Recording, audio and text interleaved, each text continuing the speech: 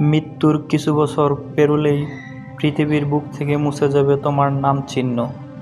অহংকারে মরানো মাটির এই দেহ একদিন নিশ্চুপে মিশে যাবে মাটির এই মাঝে। শুভ সকাল।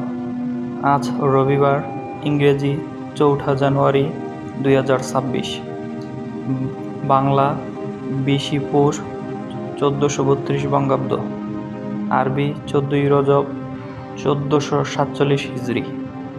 নিজে ভালো থাকুন, চারপাশ ভালো রাখুন। ভালো কাটুক আপনার আজকের সারাদিন।